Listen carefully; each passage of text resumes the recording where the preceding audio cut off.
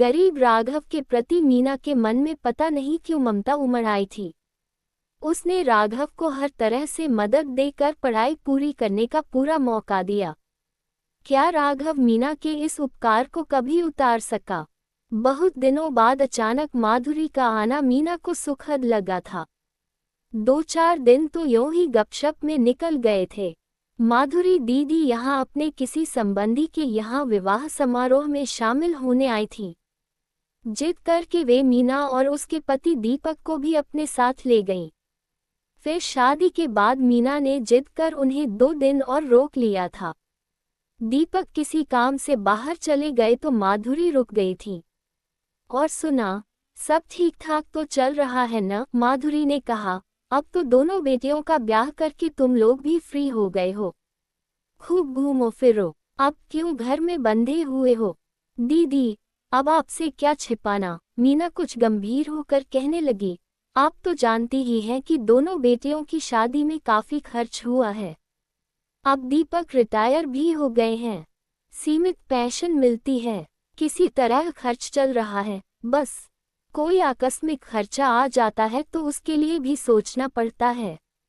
माधुरी बीच में ही टोककर बोली, देख मीना, तू अपने आप को थोड़ा बदल। बेटियों के कमरे खाली पड़े हैं, उन्हें किराए पर दे। इस शहर में बच्चों की कोचिंग का अच्छा माहौल है। तुम्हारे घर के बिल्कुल पास कोचिंग क्लासें चल रही हैं। बच्चे फौरन किराए पर कमरा ले लेंगे। उनसे अच्छा किराया तो मिलेगा ही, घर की सुरक्षा भी बनी रहेगी। माधुरी की बात मीना को भी ठीक लगने लगी थी। उसे खुद आश्चर्य हुआ कि अब तक इस तरह उसने सोचा क्यों नहीं। ठीक है, दीपक घर को किराए पर देने के पक्ष में नहीं है, पर 2 कमरे बच्चों को देने में क्या हर्ज है?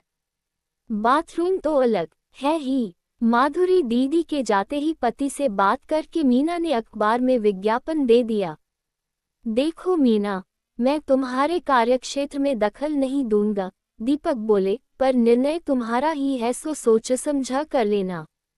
क्या किराया होगा, किसे देना है, सारा सिरदर्द तुम्हारा ही होगा, समझी? हाँ बाबा, सब समझ गई हूँ। किराए पर भी मेरा ही अधिकार होगा, जैसा चाहूँ खर्च करूंगी। दीपक तब हंसकर रह गए थे। विज्ञापन छपने के कुछ ही दिनों बाद दोनों कमरे किराए पर उठ गए थे। निखिल और सुबोध दोनों बच्चे मीना को संभ्रांत परिवार के लगे थे। किराया भी ठीक ठाक मिल गया था। मीना खुश थी। किराएदार के रूप में बच्चों के आने से उसका अकेलापन थोड़ा कम हो गया था। दीपक ने तो अपना मन लगाने के लिए एक संस्था ज्वाइन कर ली थी, पर वह घर में अकेली बोर हो जाती थी। दोनों बेटियों के जाने के बाद तो अकेलापन वैसे भी अधिक खलने लगा था। शीना का उस दिन फोन आया तो कह रही थी, माँ, आपने ठीक किया जो कमरे किराए पर दे दिए। अब आप और पापा कुछ दिनों के लिए चेन्नई घूमने आ जाएं। काफी सालों से आप लोग कहीं घूमने भी नहीं गए। हाँ, अब घूमने का प्रोग्राम बनाएंगे उधर का। रीना भी जिद कर रही है बेंगलुरु आने की। मीना का स्वर उत्साह से भरा था। फोन सुनने के बाद मीना बाहर लॉन में आकर गमले ठीक करते हुए सोचने लगी कि दीपक से बात करेगी कि बेटियां इतनी जिद कर रही हैं तो चलो उनके पास घूम आए। तभी बाहर का फाटक खोलकर एक दुबला पतला, कुछ ठिगने कद का लड़का अंदर आया था। कहो, क्या काम है? किससे मिलना है? जी आंटी, मैं राघव हूँ। यहाँ जगदीश कोचिंग में एडमिशन लिया है। मुझे कमरा चाहिए था। देखो बेटे, यहाँ तो कोई कमरा खाली नहीं है। 2 कमरे थे जो अब किराए पर चढ़ चुके हैं। मीना ने गमलों में पानी डालते हुए वहीं से जवाब दे दिया। वह लड़का थोड़ी देर खड़ा रहा था पर मीना अंदर चली गई। दूसरे दिन दीपक के बाजार जाने के बाद यूं ही मीना अखबार लेकर बाहर लॉन में आई तो फिर वही लड़का दिखा था। हाँ, कहो, अब क्या बात है? आंटी, मैं इतने बड़े मकान में कहीं भी रह लूंगा।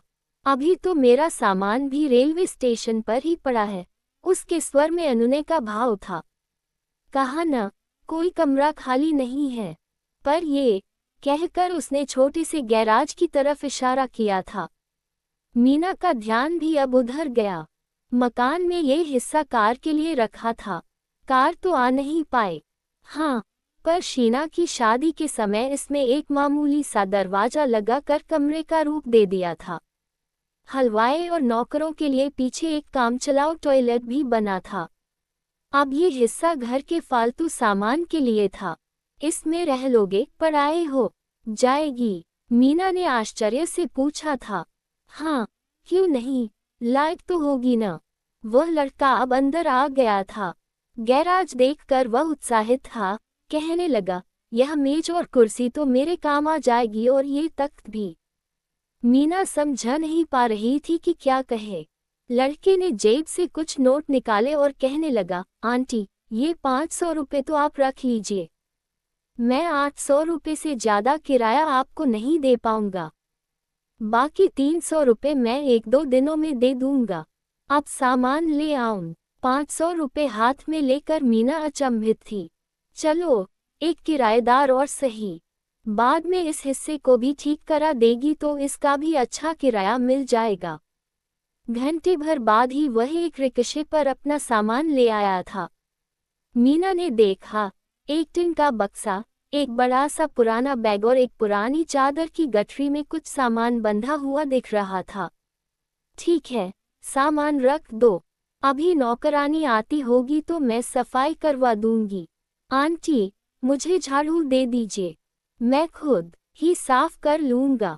खैर, नौकरानी के आने के बाद थोड़ा फालतू सामान मीना ने बाहर निकलवा लिया और धान की मेज कुर्सी उसे पढ़ाई के लिए दे दी। राघव ने भी अपना सामान जमा लिया था।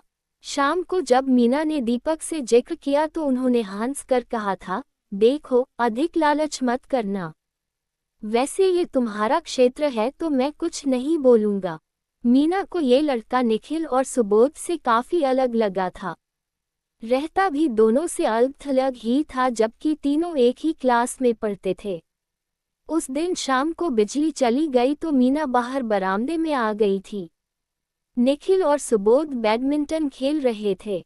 अंधेरे की वजह से राघव भी बाहर आ गया था, पर दोनों ने उसे अनदेखा कर दिया। वह दूर कोने में चुपचाप खड़ा था। फिर मीना ने ही आवाज देकर उसे पास बुलाया। तुम्हारी पढ़ाई कैसी चल रही है? मन तो लग गया ना?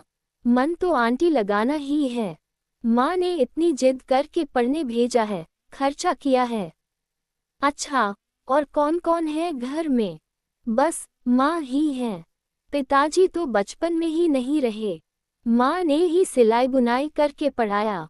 मैं तो चाह रहा था कि वहीं आगे की पढ़ाई कर लूं, पर माँ को पता नहीं किसने इस शहर की आईआईटी क्लास की जानकारी दे दी थी और कह दिया कि तुम्हारा बेटा पढ़ने में होशियार है, उसे भेज दो। बस माँ को जिद सवार हो गई। माँ की याद में उसका स्वर भर्रा गया था। अच्छा, चलो, अब माँ का सपना पूरा करो, मीना के मुंह से भी निकल ही गया था। सुबोध और निखिल भी थोड़े अचंभित थे कि वह राघव से क्या बात कर रही है। एक दिन नौकरानी ने आकर कहा, दीदी देखो न, गैराज से धुआं सा निकल रहा है। धुआं? मीना घबरा गई और रसोई में गैस बंद करके वह बाहर आई। हाँ, धुआं तो है, पर राघव क्या अंदर नहीं है? मीना ने जाकर देखा तो वह एक स्टोव पर कुछ बना रहा था। कैरोसिन का बत्ती वाला स्टोव धुआं कर रहा था। यह क्या कर रहे हो? चौंक कर मीना को देखते हुए राघव बोला, आंटी, खाना बना रहा हूँ। यहाँ तो सभी बच्चे टिफिन मंगाते हैं। तुम खाना बना रहे हो तो फिर पढ़ाई कब करोगे? आंटी, अभी मेरे पास इतने पैसे नहीं हैं। टिफिन महंगा पड़ता है तो सोचा कि एक समय खाना बना लूँगा, शाम को भी वही खा लूँगा। ये स्टोव भी अभी लेकर आया हूँ, राघव धीमे स्वर में बोला। राघव की यह मजबूरी मीना को झकझोर गई। देखो, तुम्हारी माँ जब रुपए भेज दे तब किराया दे देना। अभी ये रुपए रखो और कल से टिफिन सिस्टम शुरू कर दो, समझे? मीना ने राघव के रुपए लाकर उसे वापस कर दिए। राघव दबाए आंखों से मीना को देखता रह गया। बाद में मीना ने सोचा कि पता नहीं क्यों माँ बाप पढ़ाई की होड़ में बच्चों को इतनी दूर भेज देते हैं। इस शहर में इतने बच्चे आईआईटी की पढ़ाई के लिए आकर रह रहे हैं। गरीब माता पिता भी अपना पेट काट कर उन्हें पैसा भेजते हैं। अब राघव पता नहीं पढ़ने में कैसा हो, पर गरीब माँ खर्च तो कर ही रही है। महीने भर बाद मीना की मुलाकात गीता से हो गई। गीता उसकी बड़ी बेटी शीना की सहेली थी और आजकल जगदीश कोचिंग में पढ़ा रही थी।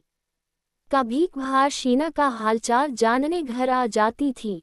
तेरी क्लास में राघव नाम का भी कोई लड़का है क्या? कैसा है पढ़ाई में? टेस्ट में क्या रैंक आ रही है? मीना ने पूछ ही लिया। कौन? राघव प्रकाश, वो जो बिहार से आया है। हाँ आंटी, पढ़ाई में तो तेज लगता है।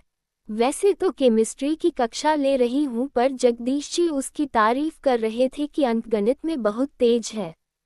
गरीब सा बच्चा है। मीना चुप हो गई थी। ठीक है, पढ़ने में अच्छा ही होगा। कुछ दिनों बाद राघव किराए के रुपए लेकर आया तो मीना ने पूछा, तुम्हारे टिफिन का इंतजाम तो है ना? हाँ आंटी, पास वाले ढाबे से मंगा लेता हूँ। चलो, सस्ता ही सही, खाना तो ठीक मिल जाता होगा। फिर मीना ने निखिल और सुबोध को बुलाकर कहा था, ये राघव भी यहाँ पढ़ने आया है, तुम लोग इससे भी दोस्ती करो, पढ़ाई में भी अच्छा है। शाम को खेलो तो इसे भी अपनी कंपनी दो। ठीक है आंटी, सुबोध ने कुछ अनमने मन से कहा था। इसके 2 दिन बाद ही निखिल हंसता हुआ आया और कहने लगा, आंटी आप तो रघु की तारीफ कर रही थी, पता है इस बार उसके टेस्ट में बहुत कम नंबर आए हैं। जगदीश सर ने उसे सबके सामने डांटा है। अच्छा, कहकर मीना खामोश हो गई तो निखिल चला गया। उसके बाद वह उठकर राघव के कमरे की ओर चल दी। जाकर देखा तो राघव की आंखें लाल थीं। वह काफी देर से रो रहा था। क्या हुआ? क्या बात हुई? आंटी, मैं अब पढ़ नहीं पाऊंगा। मैंने गलती की जो यहाँ आ गया। आज सर ने मुझे बुरी तरह से डांटा है, पर तुम्हारे तो नंबर अच्छे आ रहे थे। आंटी, पहले मैं आगे बैठता था तो सब समझ में आ जाता था। अब कुछ लड़कों ने शिकायत कर दी तो सर ने मुझे पीछे बिठा दिया। वहां से मुझे कुछ दिखता ही नहीं है, न कुछ समझ में आ पाता है। मैं क्या करूं? दिखता नहीं है। क्या आंखें कमजोर हैं? पता नहीं। आंटी, पता नहीं है तो डॉक्टर को दिखाओ। आंटी, पैसे कहाँ हैं? माँ जो पैसे भेजती है उनसे मुश्किल से खाने व पढ़ाई का काम चल पाता है। मैं तो अब लौट जाऊंगा, कहकर वह फिर रो पड़ा था। चलो मेरे साथ, मीना उठ खड़ी हुई थी। रिक्शे में उसे लेकर पास के आंखों के एक डॉक्टर के यहाँ पहुंच गई और आंखें चेक करवाईं तो पता चला कि उसे तो मायोपिया है। चश्मा तो इसे बहुत पहले ही लेना था, इतना नंबर न बढ़ता। ठीक है डॉक्टर साहब, अब आप इसका चश्मा बनवा दें। घर आकर मीना ने राघव से कहा था, कल ही जाकर अपना चश्मा ले आना, समझे? और ये रुपए रखो। दूसरी बात ये कि इतना दबदब कर मत रहो कि दूसरे बच्चे तुम्हारी झूठी शिकायत करें, समझे? राघव कुछ बोल नहीं पा रहा था। झुककर उसने मीना के पैर छूने चाहे तो वह पीछे हट गई थी। जाओ, मन लगा कर पढ़ो, अब नंबर कम नहीं आने चाहिए। अब कोचिंग क्लासेस भी खत्म होने को थी। बच्चे अपने अपने शहर जाकर परीक्षा देंगे, यही तय था। राघव भी अब अपने घर जाने की तैयारी में था। निखिल और सुबोध से भी उसकी दोस्ती हो गई थी। सुबोध ने ही आकर कहा कि आंटी, राघव की तबीयत खराब हो रही है। क्यों? क्या हुआ? पता नहीं, हमने 2-2 रजाया उड़ा दी, फिर भी थर थर कांप रहा है। मीना ने आकर देखा। अरे, लगता है तुम्हें मलेरिया हो गया है। दवाई ली थी? जी आंटी, डिस्पेंसरी से लाया तो था और कल तक तो तबीयत ठीक हो गई थी, पर अचानक फिर खराब हो गई। पता नहीं घर भी जा पाऊंगा या नहीं। परीक्षा भी अगले हफ्ते है, दे भी पाऊंगा या नहीं। कपकपाते स्वर में राघव बड़बड़ा रहा था। मीना ने फोन करके डॉक्टर को वहीं बुला लिया, फिर निखिल को भेजकर बाजार से दवा मंगवाए। दूध और खिचड़ी देने के बाद दवा दी और बोली, तुम अब आराम करो, बिल्कुल ठीक हो जाओगे, परीक्षा भी दोगे, समझे? काफी देर राघव के पास बैठकर वह उसे समझाती रही थी। मीना खुद समझ नहीं पाई थी कि इस लड़के के साथ ऐसी ममता सी क्यों हो गई है उसे। दूसरे दिन राघव का बुखार उतर गया था। 2 दिन मीना ने उसे और रोक लिया था कि कमजोरी दूर हो जाए। जाते समय जब राघव पैर छूने आया तब भी मीना ने यही कहा था कि खूब मन लगा कर पढ़ना। बच्चों के जाने के बाद कमरे सूने तो हो गए थे, पर मीना अब संतुष्ट थी कि 2 महीने बाद फिर दूसरे बच्चे आ जाएंगे। घर फिर आबाद हो जाएगा। गैराज वाले कमरे को भी अब और ठीक करवा लेगी। आईआईटी का परिणाम आया तो पता चला कि राघव की रैंकिंग अच्छी आई है। निखिल और सुबोध रह गए थे। राघव का पत्र भी आया था। उसे कानपुर आईआईटी में प्रवेश मिल गया था। स्कॉलरशिप भी मिल गई थी। ऐसे ही मन लगाकर पढ़ते रहना। मीना ने भी 2 लाइन का उत्तर भेज दिया था। दिवाली पर कभी कभार राघव के कार्ड आ जाते। अब तो दूसरे बच्चे कमरों में आ गए थे। मीना भी पुरानी बातों को भूल सी गई थी। बस गैराज को देखकर कभी कभार उन्हें राघव की याद आ जाती। समय गुजरता रहा था। दरवाजे पर उस दिन सुबह सुबह ही घंटी बजी थी। आंटी, मैं हूँ राघव। पहचाना नहीं आपने? राघव, आश्चर्य भरे स्वर के साथ मीना ने उसे ऊपर से नीचे तक देखा था। दुबला पतला शरीर थोड़ा भर गया था। आंखों पर चश्मा तो था, पर चेहरे पर दमक बढ़ गई थी। आओ बेटा, कैसे हो? आज कैसे अचानक याद आ गई हम लोगों की? आंटी, आपकी याद तो हरदम आती रहती है। आप नहीं होती तो शायद मैं यहाँ तक पहुँच ही नहीं पाता। मेरा कोर्स पूरा हो गया है और आपने कहा कि मन लगा कर पढ़ना, तो फाइनल में भी सब कुछ ठीक रहा। कैंपस इंटरव्यू में चयन होकर नौकरी भी मिल गई है। अच्छा, इतनी सारी खुशखबरी एक साथ, कहकर मीना हंसी थी। हाँ आंटी, पर मेरी एक इच्छा है कि जब मुझे डिग्री मिले तो आप और अंकल भी वहाँ हो। आप लोगों से यही प्रार्थना करने के लिए मैं यहाँ खुद आया हूँ।